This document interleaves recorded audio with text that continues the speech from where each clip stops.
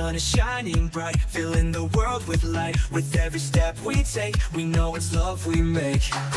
Oh, can you feel the beat? Joy rising to our feet. Oh, oh, oh, oh, joyful day. We clap, we sing, we say the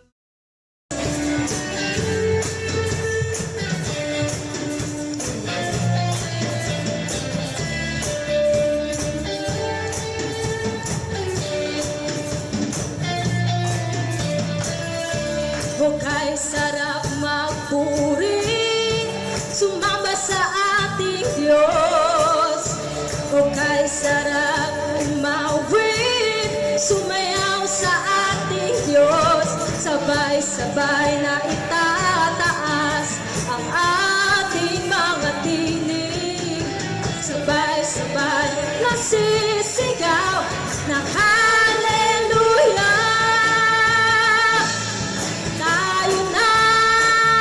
Sama na mag-alay ng pagsamba. Tayo na sama-sama na umawit ng papuri sa nag-iisang Diyos, nag-iisang Diyos, Jesucristo. Hallelujah! Tunay ng kasarap na puri sa iyo, O Diyos. O kay sarap manatili sa presensya ng ating Diyos. O kay sarap sa piling at magdiwang sa ating Diyos. Sabay-sabay na itataas ang ating mga tinig. Sabay-sabay na sisigaw ng hallelujah. Tayo na sama-sama na mag-alay ng pagsamba. Tayo na sama-sama na umawit ng papuri sa nag-iisang Diyos, nag-iisang Diyos, Jesucristo. Tayo na sama-sama pagsamba. Tayo na sama-sama na umawit ng papuri sa nag-iisang Diyos, nag-iisang Diyos, Jesucristo. May samba, tayo na, hallelujah! Tayo na sama-sama na mag-alay ng pagsamba. Tayo na sama-sama na umawit ng papuri sa hallelujah, sa nag-iisang Diyos, sa Jesucristo.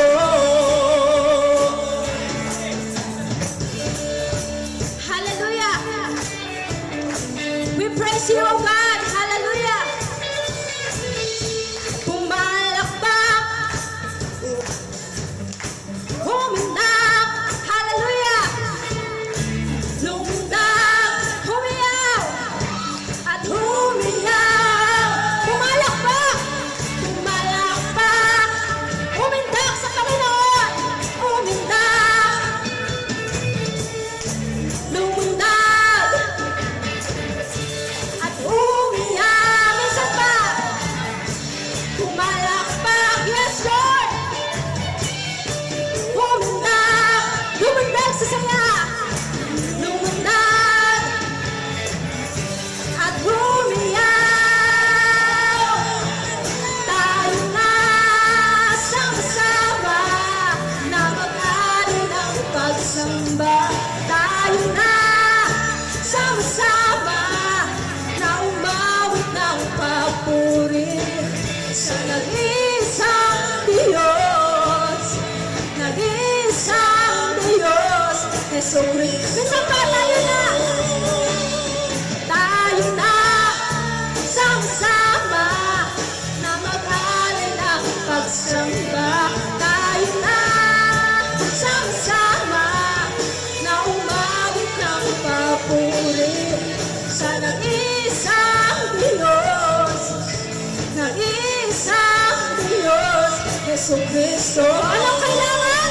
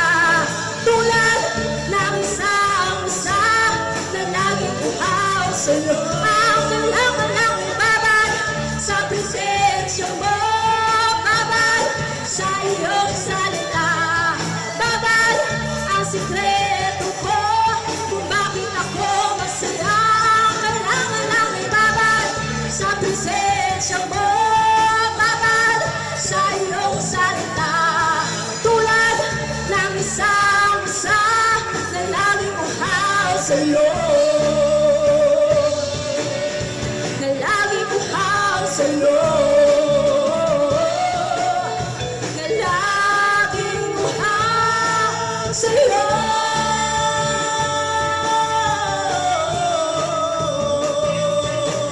Hallelujah! Karapat-dapat kang purihin, Panginoon. Hallelujah! Hallelujah! We praise you, O God. Hallelujah! Hallelujah! We worship. We praise your name, O God. Hallelujah!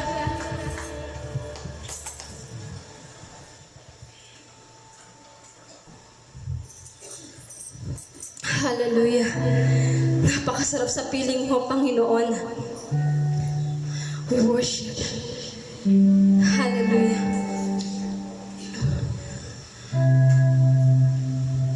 Oh, we praise you, God. Oh, we welcome your presence in this place, Jesus. Oh, we worship. Karapat dapat kang purihin, Panginoong Jesus. Hallelujah. Hallelujah.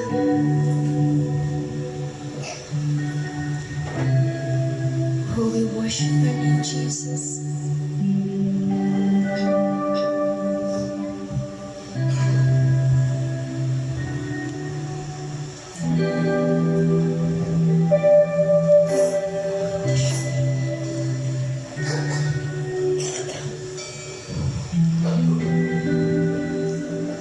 The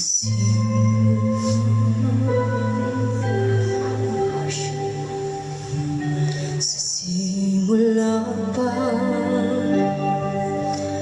ika'y naging tapat. Hallelujah. At palaging pag-ibig mo'y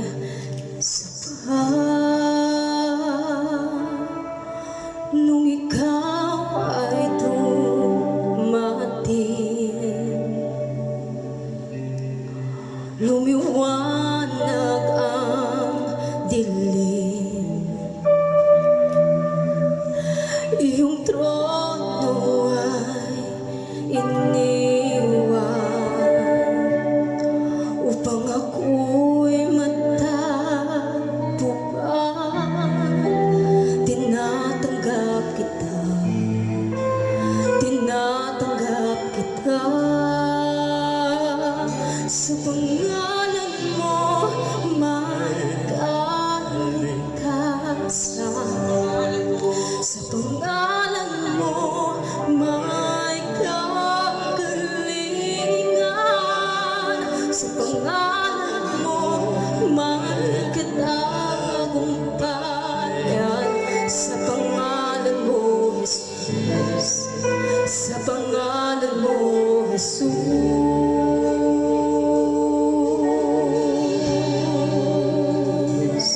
Oh Diyos, hallelujah. We worship, oh God. Sa simula pa, ika'y naging tapat.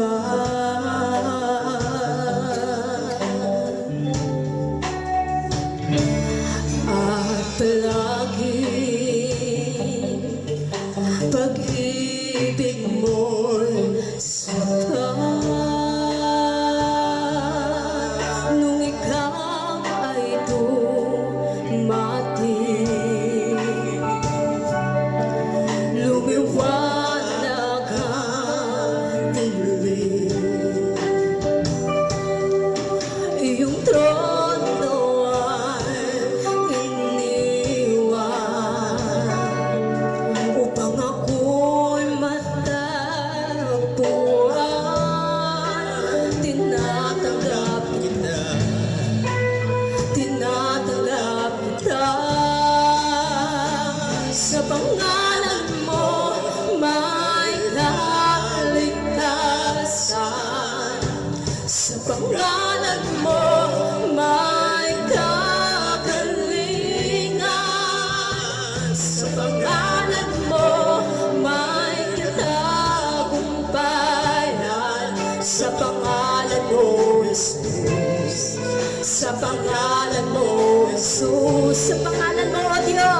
Sa pangalan mo may kaligtasan.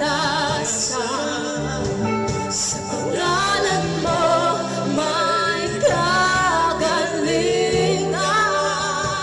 Sa pangalan mo may katagumpayan. Sa pangalan mo, Jesus. Sa pangalan mo, Jesus.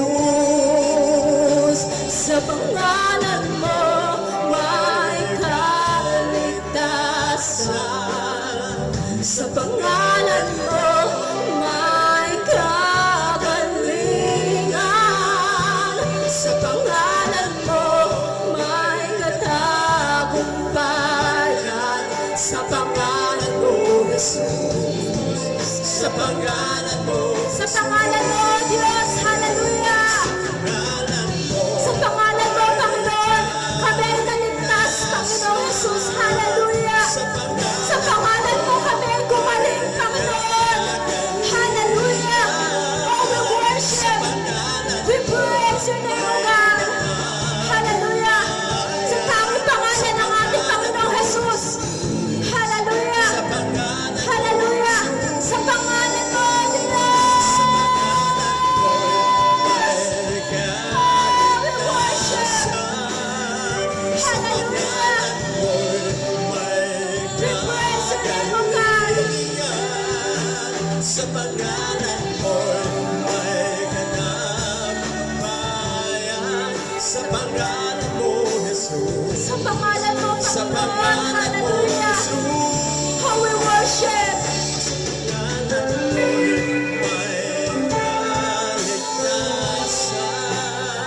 Sa pangalan mo may kagalingan. Sa pangalan mo may Hallelujah. katagumpayan. Tinatanggap ka namin, O Diyos.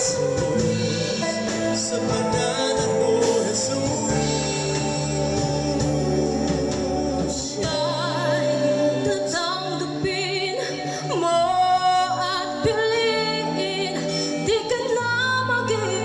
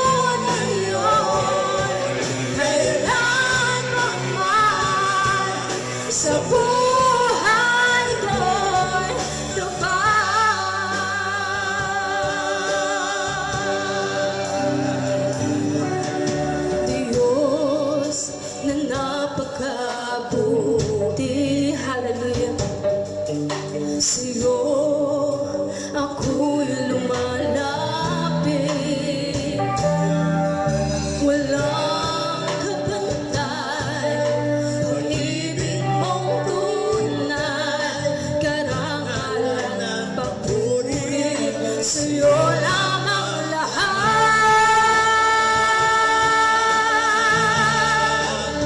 Napakabuti mo,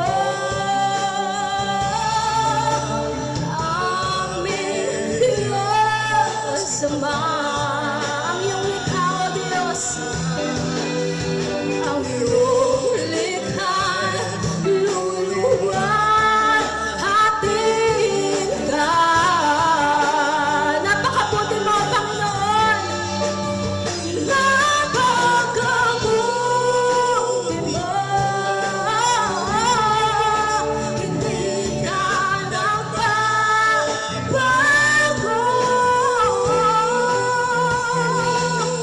Noon ngayon, kailan pa man sa buhay ko'y tapat.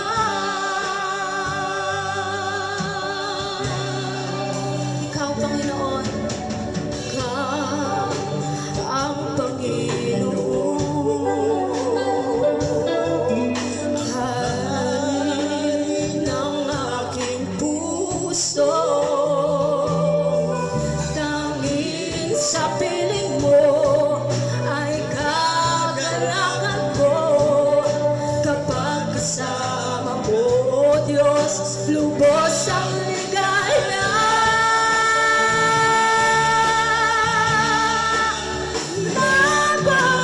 Napakabuti mo, Diyos, aming Diyos Ama. Ang iyong likha'y luluwalhatiin ka. Napakabuti mo, Diyos. Napakabuti mo. Hindi ka nagbabago.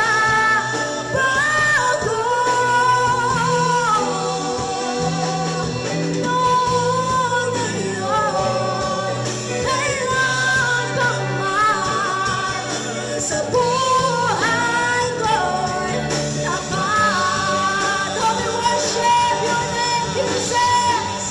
Napakabuti mo. Hallelujah.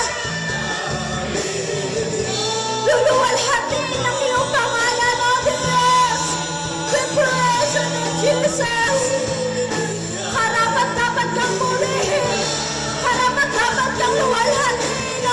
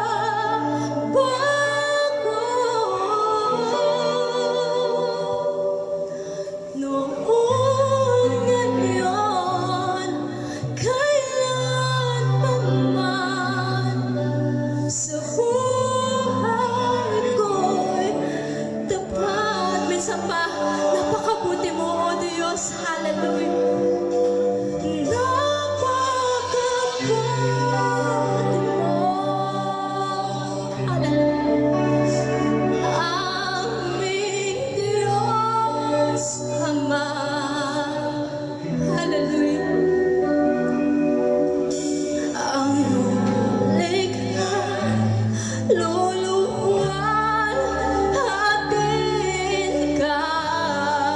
Tunay nga kay buti mo, O Diyos. Napakabuti mo, O Diyos. Hindi ka nagbabago.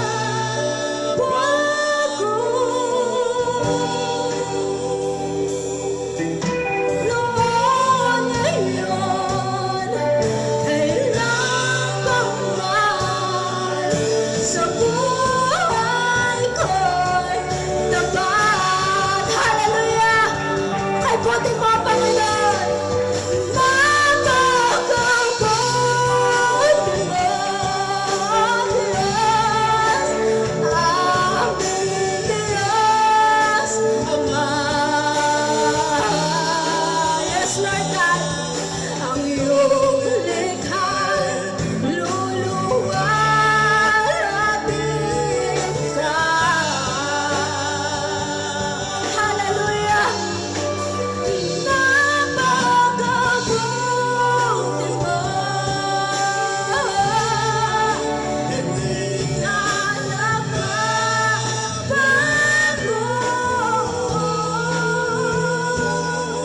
Noon, ngayon, kailan pa man. Noon, ngayon, kailan pa man. Noon, ngayon, kailan pa man. Sa buhay ko'y tapat.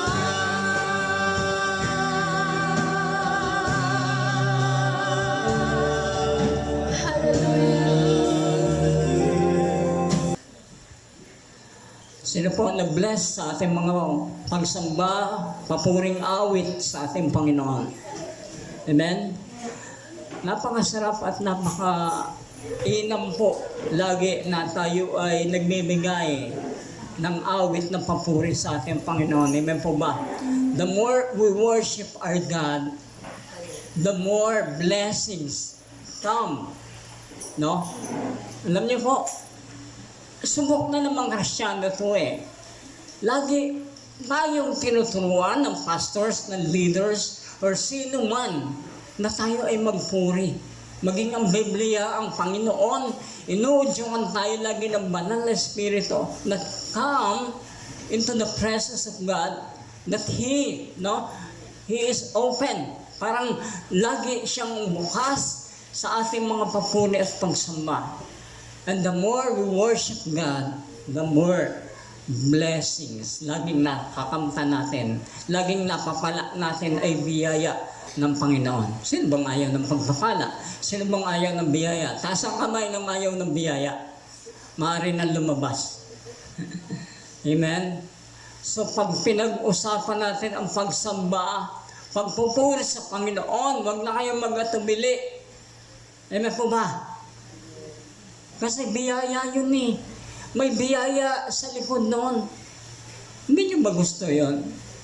Tanyo, huwag kayo sumamba, huwag kayo magpuri sa Panginoon. What really happens? Ano ang totoo nangyayari? Ay, Lord, may pinagdadaanan ako eh. May pinagdadaanan ka, ayaw mo magsamba, ayaw mo magpuri sa Panginoon. O diyan ka na lang sa pinagdadaanan mo. Amen? So, ito po ang magandang bagay sa mga Kristiyano. And ako'y nagagalak at natutuwa, nabati na ba natin ang ating mga katabi? Amen? Tapikin natin sa hita, sa paa, sa tuhod, sa ulo, sa balikan. No? Ayan. So, kumustahin natin? Praise God. We're gladly na nakita natin ang mga kapatiran natin. And also, we also welcome our sister, si Sister Lovely. No? Ilang years na natin hindi siya nakapiling and she is come from other or nag-work sa ibang bansa, no? So, hindi ko alam, hindi ko pa siya nakausap kung kailan siya dumating. But anyway, no, it's a great blessings for us na makita natin ang ilang kapatiran natin. Because saan man dapat sila pumunta, alam niyo po, lagi ko sinasabi, may mga kapatiran tayong pinagpapala at dinadala sa ibang bansa. Pagbalik nila, alam niyo ang tahanan niyo, ito pa rin ang uuwian niyo. Kaya kailangan yung i-bless ang bahay, ang tahanan ng Panginoon. Yun po itinuturo natin. Yun po ang binabahagi natin. Dahil alam ko, hindi sila hihiwalayan ng pagpapala at biyaya ng Panginoon kahit saan man dumako sila. Pag naaalala nila, nakikita nila ang biyaya ng Panginoon. And also, I welcome our newcomers. No? Ngayon lang natin nakapiling. And once doon sa pagkakataon na pinasok namin ni Sister Sara ang hospital, nasa ICU siya, medyo hindi siya, unconscious ba tawag doon. So, hindi siya makausap, and siguro something na nakakarinig lang siya. But we pray, and now, ito po ang resulta. No? Siya ay pinagaling ng Panginoon. How the prayer works, and how the worship results. No, nagre-resulta ang mga pagpupuri, pagsamba, panalangin na ginagawa natin. Because we are truly, hindi nawawala ng kabuluhan. Merong inaani tayo. And that's why, ito yung topic at tema natin. And praise God, sa may mga akay nakakaluluwa ngayon. Amen? Taas ang kamay na may akay na kaluluwa. Ayun, no? Praise God. And it is starting up, no? Nag-start up na yung ating tema na kung saan we are planting seeds, no? Nagtatanim tayo. Because if we don't have to plant seeds, no? Wala tayong aanihin. At ito ang kagandahan doon. Pag ang Diyos ang nagbigay sa atin, ang kaloob sa atin ng pag-aani na to, unlimited. Unlimited blessings, unlimited gracious, unlimited in all things, and especially pag nandun na tayo sa langit. Maraming corona, maraming crown na ibibigay at magkakaloob sa ating mga mananampalataya. Amen? Especially kung ang tinanim mo ay kaluluwa. Mag-aani ka ng maraming corona. You have a gift, a crown of soul winning. Amen? So, have you find your gift? Naintindihan at nakita niyo na ba ang gift na meron kayo sa Panginoon? Ginamit niyo ba ito? Or nangalawang? Or nasaan ang estado ang gift na meron kayo sa Panginoon? Diba? Kapag ito'y diniscover nyo at ipinagamit nyo sa Panginoon, naniniwala ako, pagpapala ng Panginoon ang ihahatid sa atin. Amen, praise God. Amen. So, as we continue to our series, our topics for this year, and our tema for this year, yung topics natin, hindi pa rin tayo nawawala. Nandun tayo sa planting seeds, or tinatawag na pagtatanim. Amen? Sino po nito ang plantitas? Amen. Ako, si Nanay, tutuwa ako kay Nanay Glo, kay Pastora. Ang galing niya magtanim ng halaman. Alam niyo po, siya ay nilalapitan ng mga kapitbahay namin doon. Nanay Glo, ba't ako hindi makabuhay niyan? Nagtatanim ng nakita nila, yung mga itinanim ni Nanay buhay lahat. Pero yung mga itinanim ng kapitbahay, nagtataka siya, bakit ang galing maybe it's something na may gift siya sa pagtatanim. Pero hindi niya, maring ito ay sobrang, pinapractice niya o ginagawa niya lagi. And the more that we practice something na meron tayo, higit sa kalaman, karunungan, na meron tayo anumang bagay at ginagawa natin, especially with love, with passion, with motivated tayo doon sa gusto at kalooban ng Panginoon, and how much more, makikita ng lahat na tayo nag-shining like a shimmering splendor No? So, pastor, tayo na. No? Ganon dapat ang Kristiyano. Nagsashine. Amen? Amen? Amen. Yung ulo natin nagsashine. Merong ganon. No? Oh. Parang pag nakita ng kaaway, oh, teka. Kristiyano to, iwas tayo. Ganon ang kaaway. Alam niyo po ba yun? Pero pagka, oh, Kristiyano to, marupok to. Mahina to. Teka, subukan po. No? Baka ganun po. Tayo pa ang nag-iinganyo sa kaaway para siya lumapit. Hindi po. Ang sabi na salita ng Panginoon, resist the devil and he will flee from you. So, okay, let's go back to our topics for this week. No? Okay, again, I remind you, fasten your seatbelt. Again, ang salita po ng Diyos, nawa ay, alam niyo, pumasok sa ating puso, sa ating isip at tanggapin sa pamagitan ng banal na Espiritu. No matter what, kung sino po ang nagsasalita. But if it comes from the Word of God, amen, tayo po ay binabalaan lagi ng Panginoon. Amen. Truly, the Savior has come. Truly, ang pagpapahayag ng Panginoon ng kaligtasan, ang pagpapahayag ng Diyos na tayo ay binago, yan po ay nandito na sa atin. Nakuha na natin, natanggap na natin. Kailangan na lang natin always to remind us, no? Lagi tayong paalalahanan ng Diyos, no? Ang hirap po, baka wala nagpapaalala sa iyo. Ang pinapaalala, kapatid, no? Meron tayong kitaan loan. Malaking porsentuhan. Huwag mo nang sumamba. No? Baka ganun po ang pinapaalala sa atin ng ibang tao. Pero kapag ang kapatid nagpaalala sa iyo, kapatid, may pagsamba tayo, pasalamatan mo yun. Inaakay ka sa mabuti at kalooban ng Panginoon sa buhay na nais ng Diyos. Amen? Palakpakan natin ang Panginoon. Amen. So, sa umagang ito, as we continue our topics, let me read the verse. Okay, so may idea na po ba kayo sa ating pinag-uusapan? Ang topic natin is WYS, WYR. Okay? So, hindi po ito radio station, or hindi ito website, no? Hindi ito radio station or something na, ano kaya mapapakinggan ko doon? So, sabi ron, what you sow is what you reap. Amen?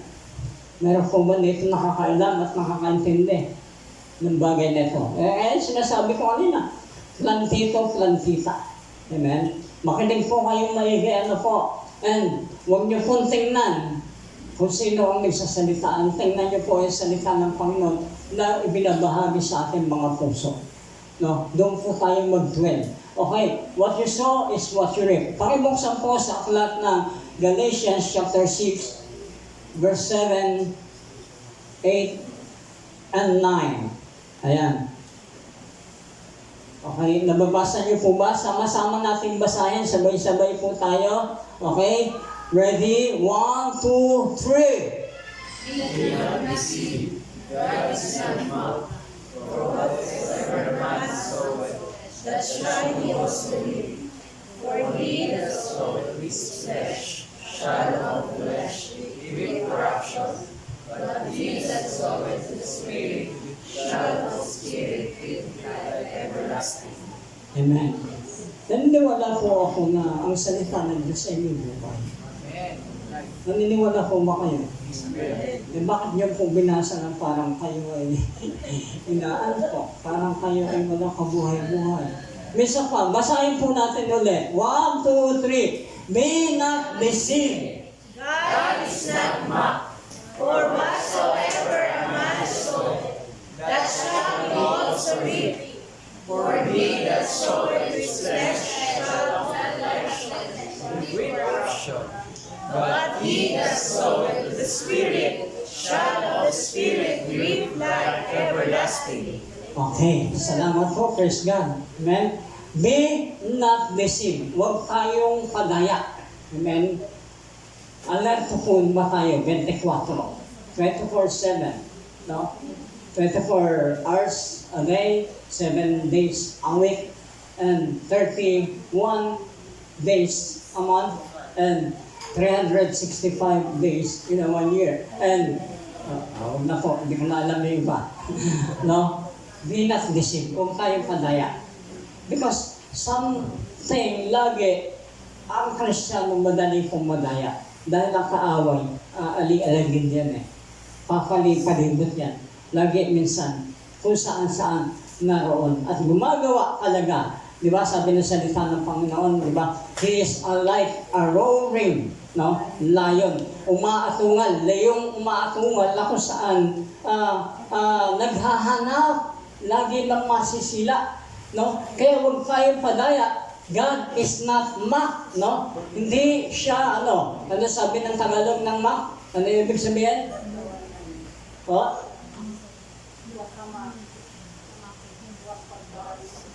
Mock, ano yun? Parang hamakin. So, hindi siya pwedeng hamakin. Naalala ko yung last na nag-viral, no? Makwento sa US, no? Sa US ba? Or something sa ibang bansa. Minamak nila ang Diyos, no? Sinasabi nila na ito ang syudad, ito ang lugar na hindi naniniwala sa Diyos. Pero 2 days after, ano nangyari? Hinamak nila ang Diyos. God is sovereign, ang Diyos ay makapangyarihan, ang Diyos kahit kailan ay walang makapapantay sa Diyos.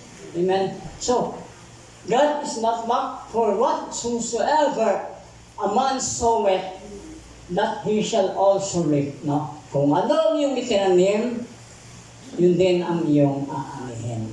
Amen? Kaya I encourage everyone, no? Put in a place, yung pagtatanim natin, doon natin itanim sa lugar na kung saan ang lupain ng Diyos, ang pangako ng Diyos ay totoo at mainam. Doon tayo magtanim. Amen? Marami nagtatanim kung saan. No? Ano po ang tinatanim? No? Maraming bagay, klase, at ibig sabihin ng pagtatanim. Pastor, ano ba yung pagtatanim na sinasabi mo? No? Yung pagtatanim po, minsan, kung titingnan natin, iba't ibang klase. No? And sa family natin, kapag tayo ay nagtanim ng puot, ng galit, ano po ang implikasyon? Ano ang nagiging resulta? Di ba? Nagiging magulo ang pamilya. Tama po ba? Kapag tayo ay nagtatanim ng mga bagay sa kaibigan, ng bagay na hindi maganda, ano po ang nagiging implikasyon? Ano ang nagiging resulta? Di ba? Nawawala ang friendship.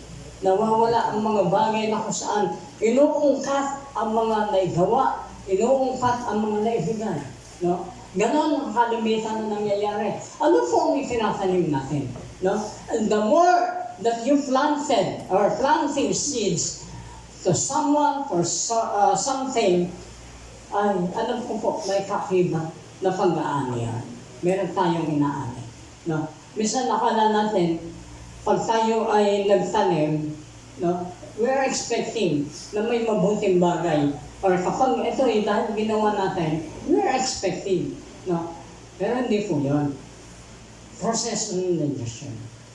Wala po ba kayo? Ang inuutos lang sa atin ng Diyos, gawin natin yung mabuti, tama at ganap. Tama po ba? Kung ano yung ginawa mong yun, ibig sabihin nun, planting seeds na yun. Nagtatanim na tayo. Kapag ginawa po natin lagi iyon, ibig sabihin, nagtatanim na tayo. Huwag tayo magantay na resulta. Proseso yun ng Diyos. Lord, bakit wala pa? May ginawa naman ako eh. Nag-a-active ako sa ministry.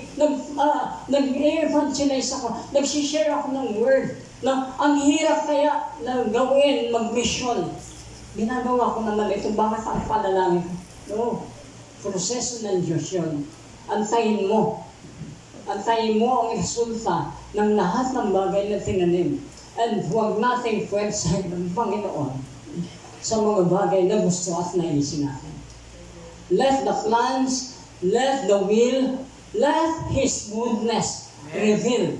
And kapag may sacrifice, sabi ko nga po, kapag may sakripisyo ang isang tao sa kanyang ginawa, no, He offered Himself as a living sacrifice. Sabi ng Romans 12:2, no, 1 and 2. As you offer yourselves, no, yung kailangan mong i-give up, i-offer yung sarili mo, no, sa Panginoon, sacrifice.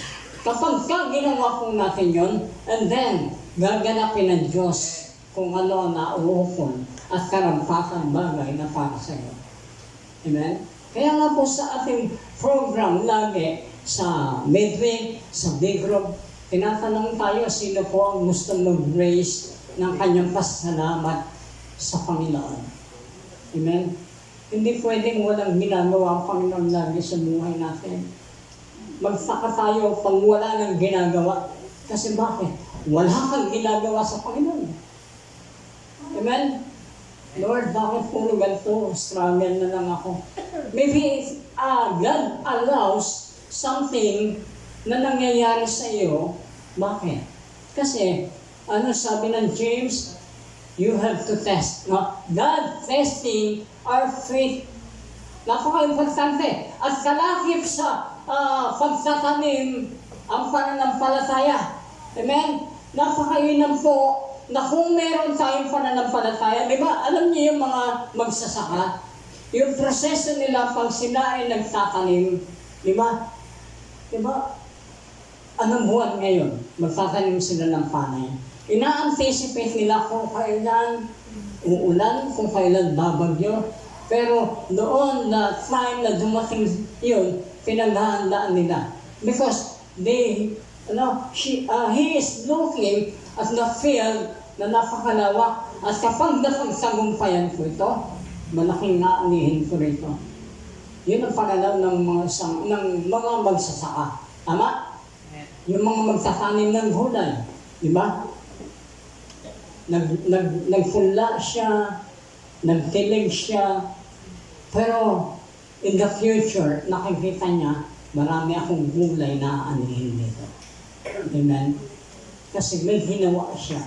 So, yung bagay na yun, may kalakip na pananampalataya. Hindi pwedeng nagtatanim ka, no? Pero wala kang pananampalataya sa Panginoon. At ito po ang napakalagang bagay sa buhay ng bawat isa sa ating mga Kristiyano. Now, yung implication of the principles, no? What we are today is due to what we did yesterday. Naniniwala po ba kayo dito? Sabi po ran ay, what we are today is due to what we did yesterday. Kung ano tayo ngayon ay dahil siya yung ginawa natin kahapon. Number 1, our position, attitude, character, etc. is the result of our action in the past. Amen? Kaya yung mga tagumpay sa buhay ngayon, praise God, nagsumikap. Amen po ba? Yung mga nakagraduate, praise God, nagsumikap eh. Tama po ba? At yung mga pinagpapala ng Panginoon, kasano po yan, praise God. Kasi ginagawa niyang magsimba, sumumba, magpuri lagi sa ating Panginoon. We cannot lay blame on heredity, environment, parents, and society. Hindi pwede natin sabihin, ay, lahi namin ganyan, pastor eh. Hindi po natin pwede sabihin. Meron kaming lahing ganito, kaya kami puras ganito. No? Sabi ko na mga pinag-aralan natin last time, yung mga strongholds, di ba? We demolish strongholds, we demolish pretensions, we demolish arguments. Kahapon lang yung jogging namin, devotion. No? Pinag-aralan namin how you handle disagreement. Ito po ang magandang bagay sa bawat Kristiyano. No? In terms of disagreement, ang hirap lagi. Na pag may nakaikwento ka na hindi mananampalataya, especially commonly, kapag ka mananampalataya lalo, ang hirap i-handle ng disagreement. What I'm trying to say ay tayo ay mananampalataya at Kristiyano na. No?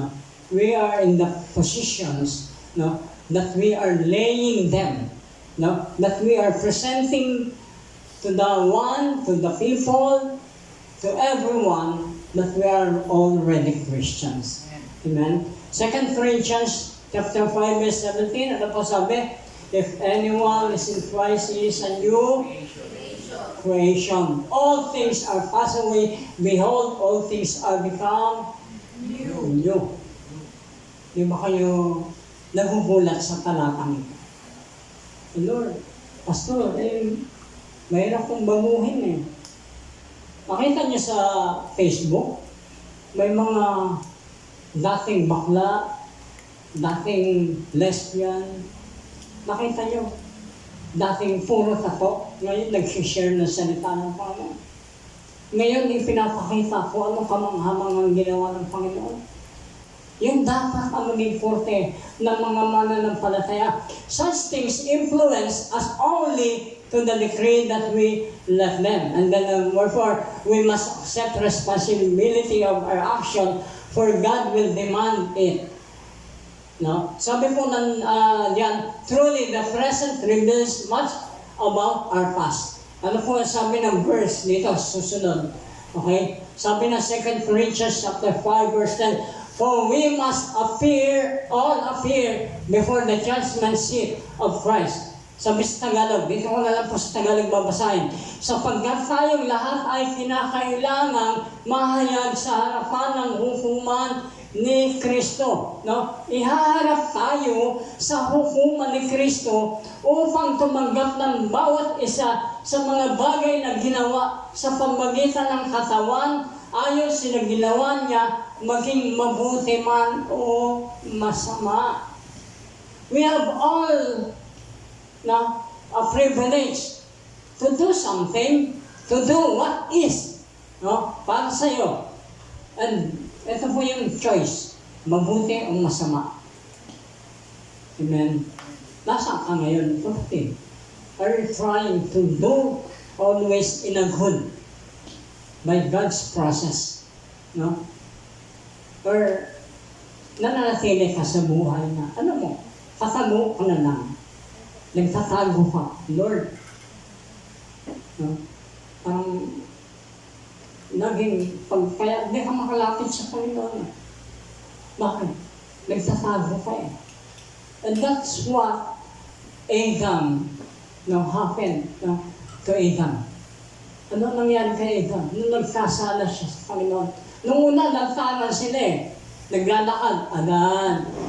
Andiyan yung pagkain, Adan. Maligo ka sa ilog, Adan. Diretso, ay ako, maya-maya lang po. May ginagawa lang po. No? Ganon si Adan. Pero nung gawin ni Adan at magkasala sila ni Eva, Adan, nasaan ka? Nagtatago. Ganyan ang tao. Pag nagkasala si Diyos, hindi makalapit. Instead na lumapit sa Panginoon, instead na mag-vow at mag-humble sa Lord, nagmamalaki ka. Ay, okay lang ako, Pastor. Ay, okay lang ako.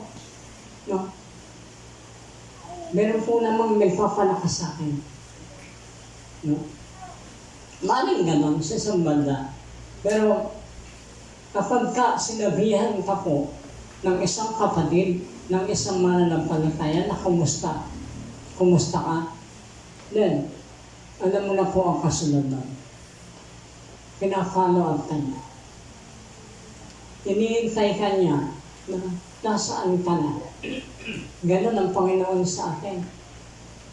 Kapag nag-uudyok sa iyo ang banal na espiritu na meron siyang sinasabi, uninigin natin, pakinggan natin.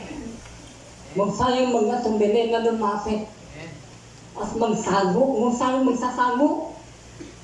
Walang mangyayari lalo. Ay, akin lang to eh. Self-pity ako. May pinagdadaanan ako. Saka na lang. No?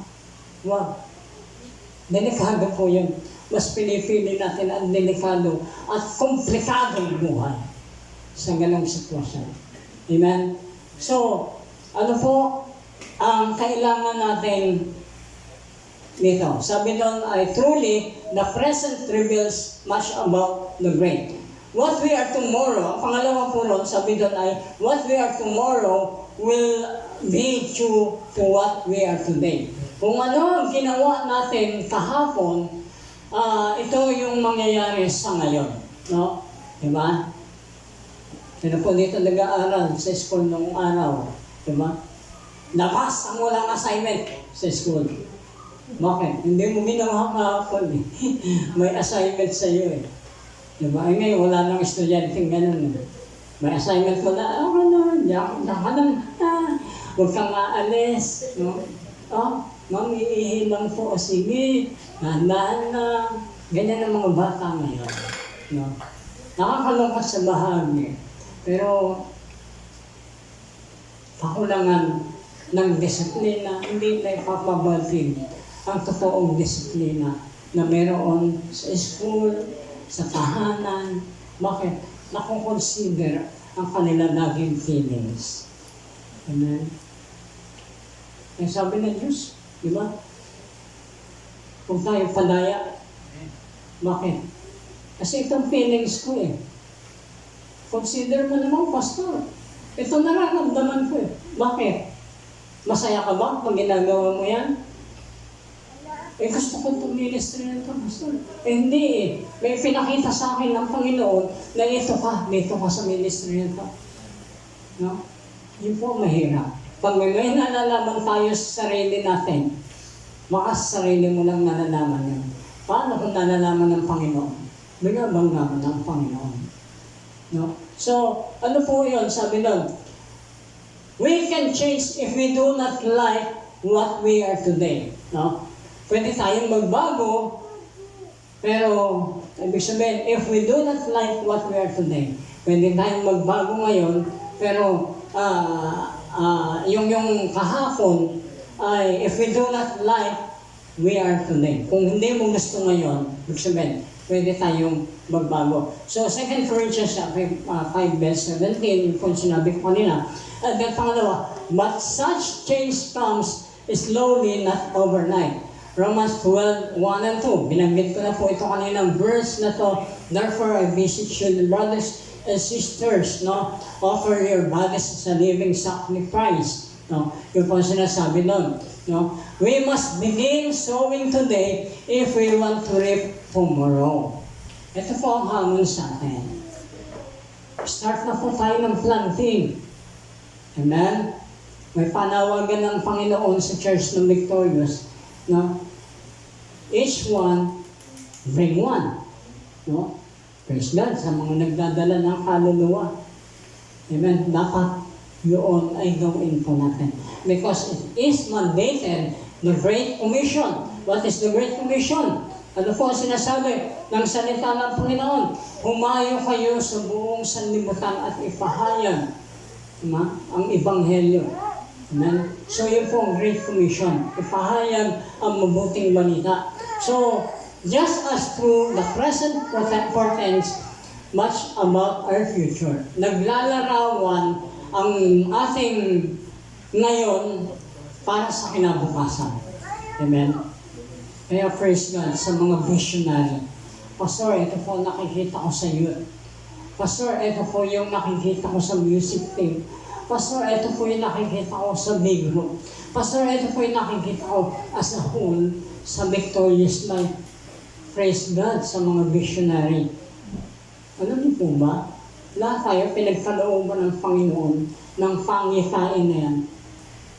Ang problema po natin, hindi natin tinitingnan. Kanta tayo ng kanta, open the eyes of my heart, Lord.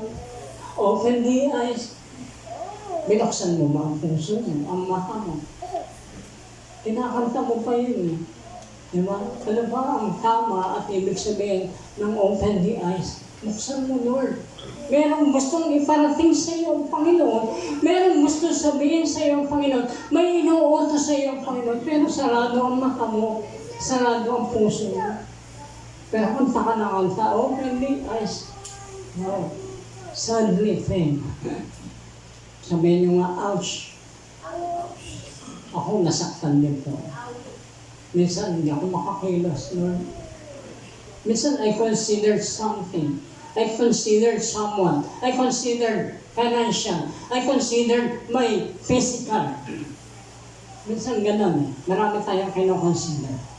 Pero ito po ang gusto ng Panginoon. Just as to the present portends much about our future.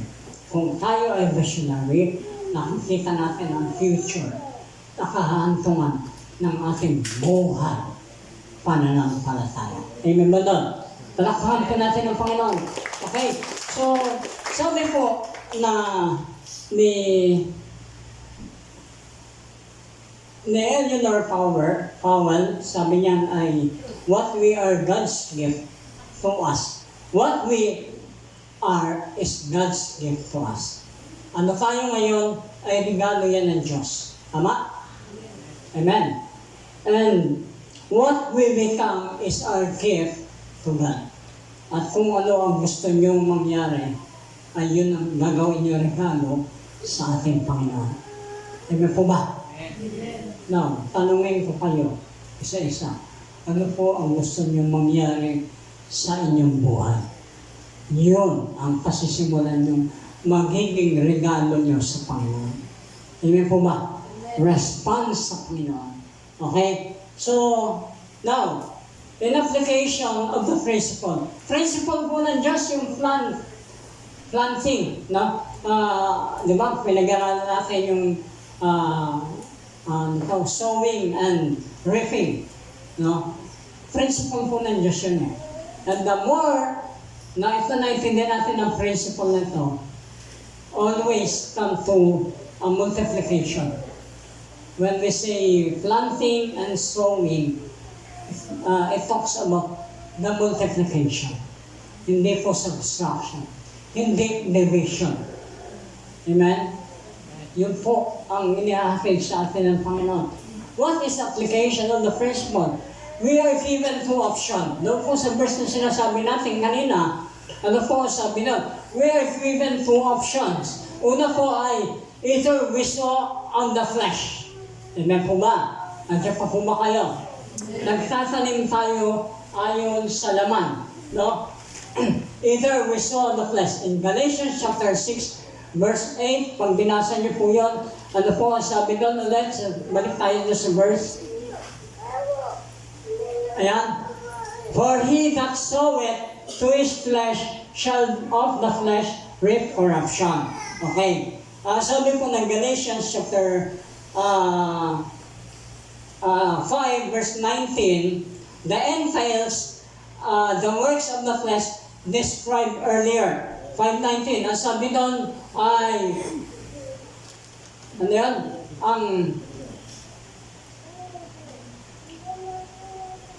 Okay, buksan po natin sa Galatians chapter 5 verse 19. Kung may Bible po kayo, ang sabi doon ay hindi may kakaila ng gawa ng laman. Ang pangangalo niya, pakikapit. No? Yun po ang mga resulta ng tinatanim ng laman. No? Nandun nga po yung pagkakababahagi. No? Nandun yung marami doon ang resulta na patungo sa makalamang bagay. Kapag ito doon ang tinanim natin, amen, wala po tayong aanihin. Unang-una, ang buhay na walang hanggan, hindi tayo mag-aani. Sino po ang ayaw ng buhay na walang hanggan? No, ito po ang tinuturo sa atin. Pangalawa, or we sow to the Spirit. In Galatians chapter 6 verse 8. At sinasabi po na sa Galatians chapter 6 again, chapter 5 again, na ang bunga ng banal na Espiritu. Amen? Pag binasa po natin yun, it's something na mapapag-aralan po natin yun. This year. Marami po yun. 9 fruit of the Holy Spirit. Kaya humanda po ang lahat. Lahat tayo tinatamaan ng salita ng Panginoon. Amen? At walang makatatakas. Sabi ng salita ng Panginoon, makapangyarihan siya at walang makatatakas sa kanyang mga kamay. Okay? Now, ano po ang gusto ko at ibig ko sabihin sa lahat ng ito? What seed should we sow? In 2 Corinthians chapter 9 verse 10, the principles of giving. Now, in terms of spiritual, the more we plant seed in relationship, in family, in someone na meron, kapag itinatanim natin yung punla, yung binhi na galing sa Panginoon, especially ang salita ng Panginoon, nagbubunga yun. But how about the principles of giving?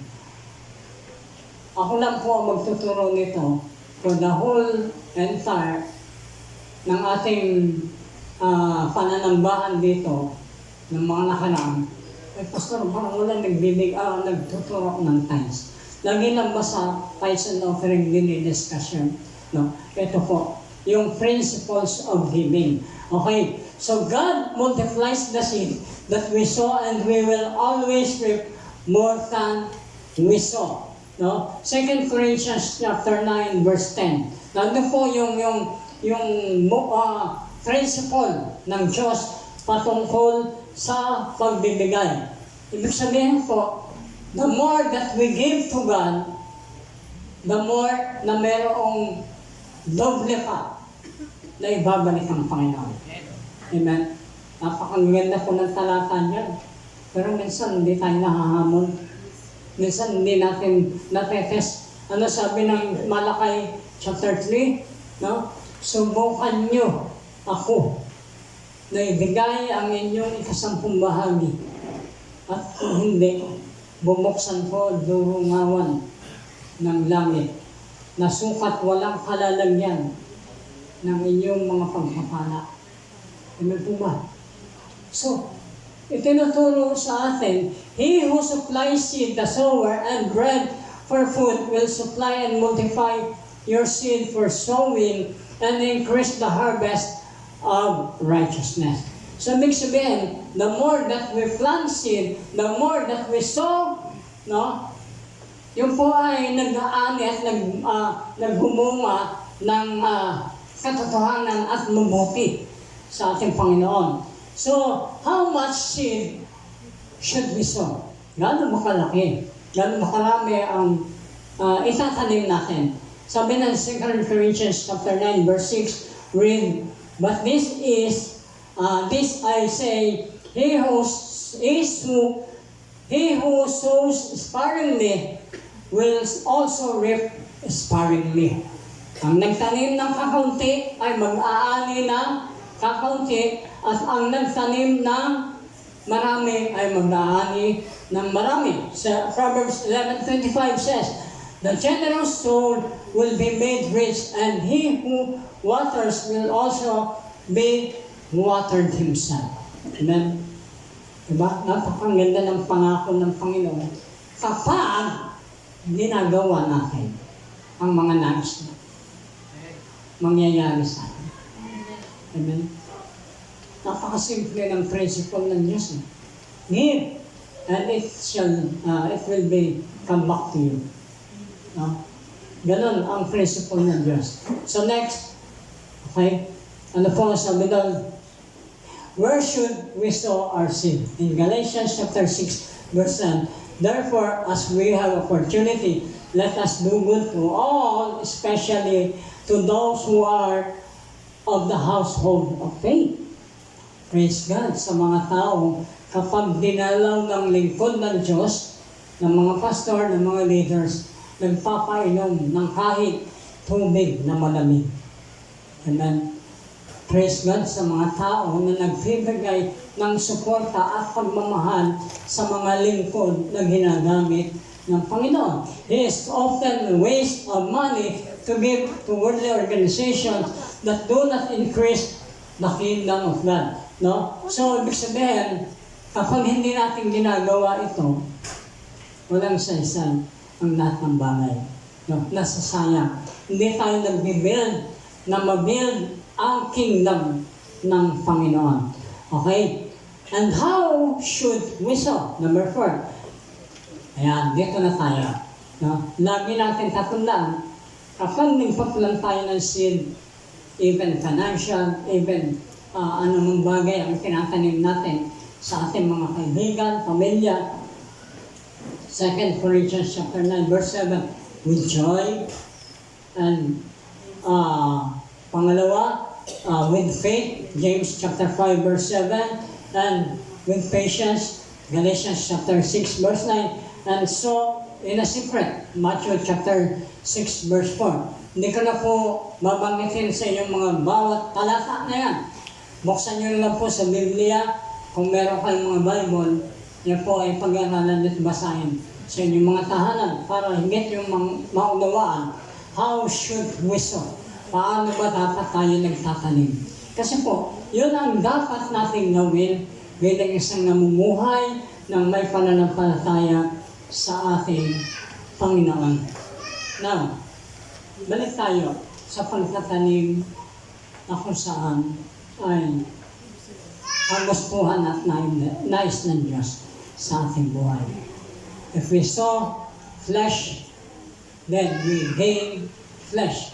Aani tayo ng laman. Kapag nagtanim tayo ng spiritual, mag-aani tayo ng spiritual. Amen. How many of you, maraming nanghihina panalo sa pananampalataya? Nanghihina ang kanyang pagkilala sa Panginoon. Parang ganun lang din ulit, pastor na. Paulit-ulit. Ibig sabihin, kapag tumanim o pumasok sa isip niyo yung ganong pananaw, ibig sabihin, ano po nangyayari? May something na bumubukal sa inyong puso. Nanghihina. Kailangan mataniman. Saan tayo pupunta? Kailangan madiligan. Kailangan doon tayo sa place na kung saan ang mga halaman ay lumalago. Ang mga halaman ay maganda ang silay. Ang halaman ay natanim sa magandang lupa. Amen. Alam niyo yung parable of the sower? Pag binasa niyo yun, di ba? May mga buto, may mga binhi na natanim sa dalawagan. May mga binhi na natanim sa damuhan.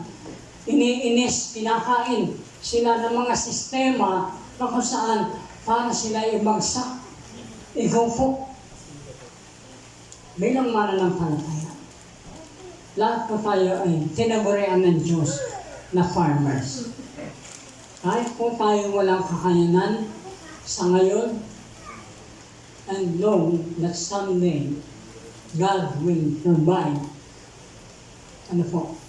God will extend doon sa kakayanan na ibibigay at meron ka para sa iyong buhay. Iniwala ko ako dyan. And the more the people that saying something for you, praise God, kapatid, pinalakas mo ako. Nakita, lumalakas ako. Diba?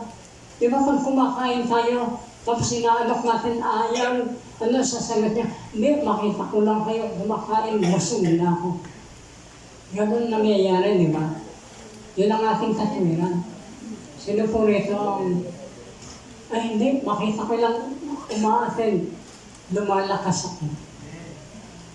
Nakita lang kita, laging nandyan, sa upuan ay iyong inuupuan, lumalakas ako. Alam niyo po ba, malaking bagay ang inyong presensya sa upuan na yan.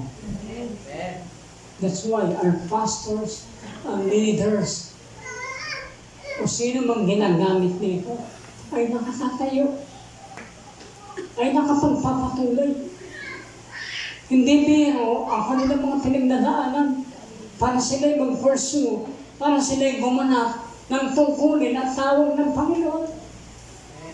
Hindi biro ang kanilang ginagawa sa paglilingkod at paghamon sa bawat kaluluwa na inaakay.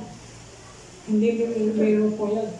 Dumaraan din sila sa pagkakataon na kagaya ng nangyayari at nagaganap sa inyo.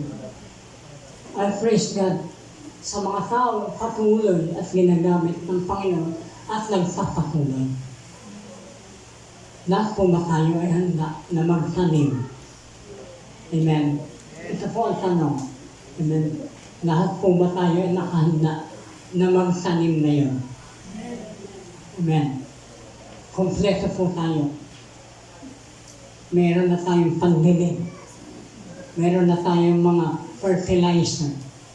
Meron na tayong mga araw na sasapat para masilayan, maibigay ang liwanag, may hangin na magsusustain ng energy ng hangin para sa paglago.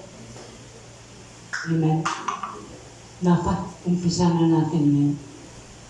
And if we know what God says to you, amen.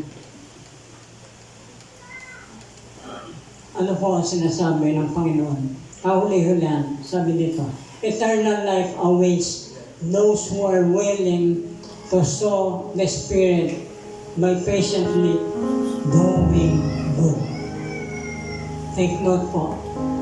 Doing good is not coming or making us for having an eternal life. Sinubay po ng Diyos ang paggawa natin ng mabuti para tayo makapagpatuloy sa kingdom ng Lord. Amen? Hindi po ito ang daan ng kaligtasan. Bunga lang ito na kung saan tayo lahat ay gumagawa at nakikilala at mayroong relasyon